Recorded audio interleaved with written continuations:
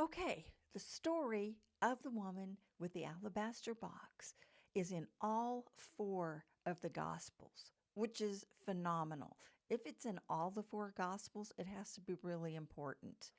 Now, in two of these Gospels, it is followed immediately by the phrase, and Judas went out immediately to betray the Christ. So, this is not coincidental. This woman was the reason Judas betrayed the Christ. So, who is she?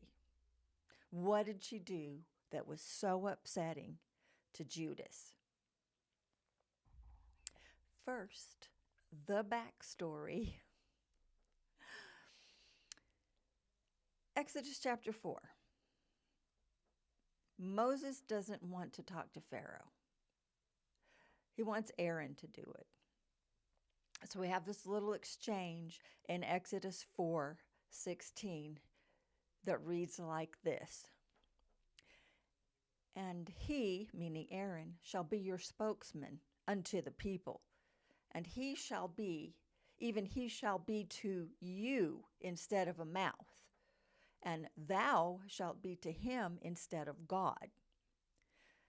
Now, in the Hebrew, that last part, thou shalt be to him instead of God, that's only 3 words.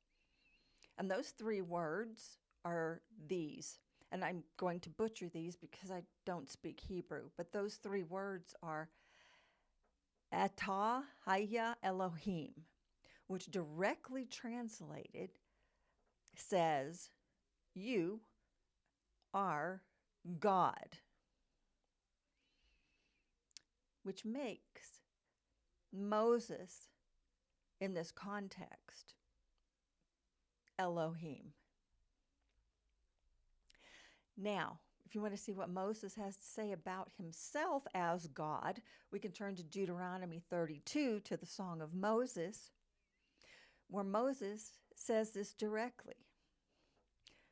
Deuteronomy 32:39. See now that I, even I, am he, and there is no God beside me. I kill and I make alive. I wound and I heal. Neither is there any that can deliver out of my hand. Sounds pretty arrogant, doesn't it? Okay. We see here that Moses is literally acting as God. He sits in the seat of God as God, proclaiming that he is God, and beside him there is no other. Now, Jesus tells us that Abraham also sat in the seat of God as God. John 8:58 is where Jesus tells the Levites, truly, truly, I have told you before, Abraham is I am. So Jesus is telling them, while Moses is Elohim, Abraham is Jehovah. Now, if you were to read the Babylonian Talmud, you would discover that this doctrine of the godship of man is not new or surprising. It's standard. There is, even now, according to the Talmud, a man who sits in the seat of God as God, declaring he is God. And according to the Talmud, that man is the righteousness of God. Okay? So, this is the background you need to understand what happens next. Now, back to our story.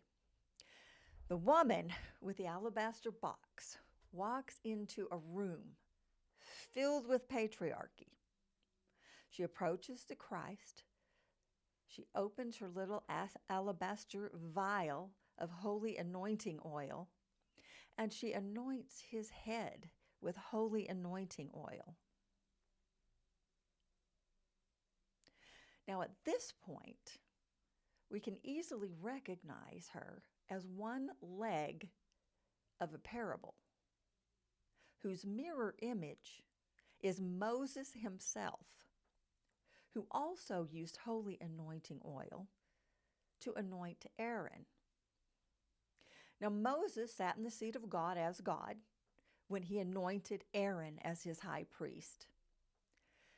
When Mary of Bethany anointed Christ her high priest, she also sat in the seat of God as God, just like Moses had done.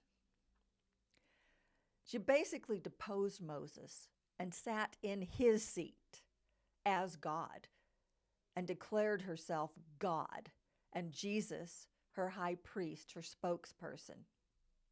Now, if you find this utterly blasphemous and distasteful, so did Judas Iscariot.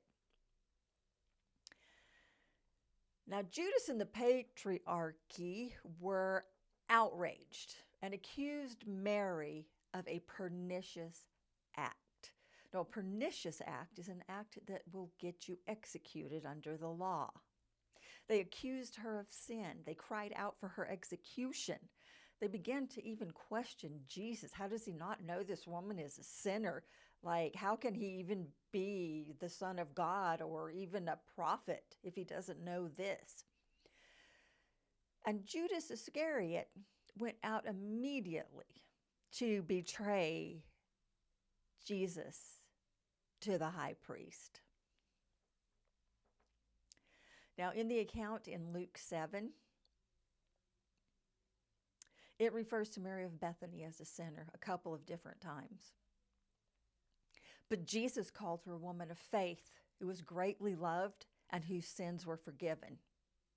In fact, Jesus made this one woman who sat in the seat of God as God the hallmark of his gospel, saying this: wherever in all the world my gospel is taught, the story of this woman will be told to keep her in your remembrance.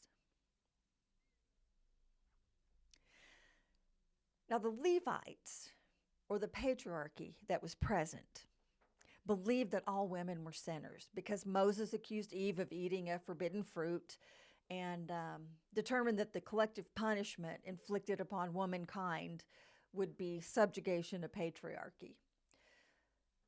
So it was that they believed about Mary of Bethany.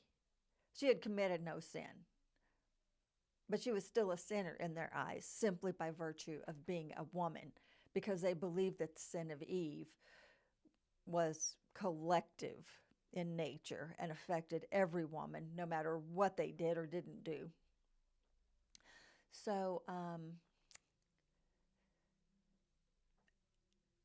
at this table, there was a man named Simon who was just appalled at what was happening. And Jesus begins to tell Simon a parable of a debtor, someone who owes a debt, a great debt. Now, Jesus is clearly referring to what the Levites believe is the sin debt of Eve and womankind in general. They believe that women owe men a sin debt of servitude. Now, Jesus informs Simon that the sin of Eve has been forgiven. The mythological debt of Eve has been erased. Women are no longer sin debtors to the patriarchy, according to Jesus. They've been restored to their proper place in society, the seat of matriarchy, the seat of God. Now, we can confirm this interpretation by comparing it to the parable of forgiveness in Matthew chapter 18, where a man is forgiven a great debt that he cannot repay. But then, after he's been forgiven of his debts, he refuses to forgive his debtors of their debts. And he goes around and he beats them and he strangles them and he abuses them, making sure that they pay every last thing they owe him. Now, this was a man who was forgiven and then refused to forgive others. And when the king, who had forgiven him, found out that he was going about abusing his debtors, the king was enraged. And he called this man a wicked man, a sadist, devoid of compassion and without pity. And he delivered this man to the tormentors and reinstated his entire debt and commanded him to pay it in full.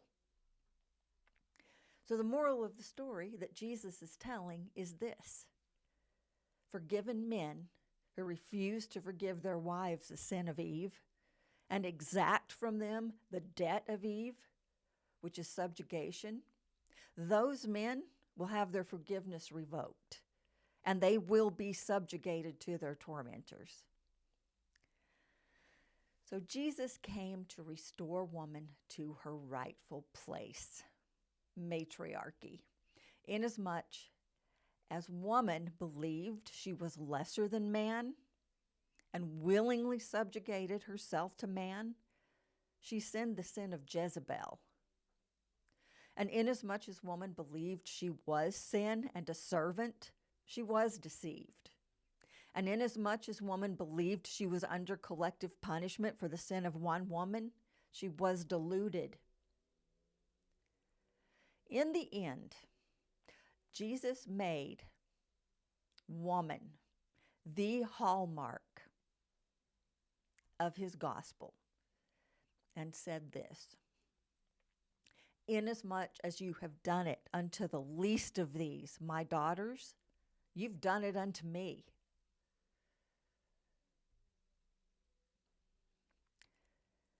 We are to keep the woman with the alabaster box in our remembrance, to remember that the gospel of Jesus Christ is a matriarchy in which woman is not subjugated to any man, but rules with loving kindness and mercy. Just as woman broke her body and shed her blood to bring life into the world, so Christ broke his body and shed his blood to bring matriarchy back to a dying world. This is the Bible Literacy Project. If you like this story, please hit the like button, subscribe to my channel. We are here to teach you the Bible as it was written and not as it has been imagined.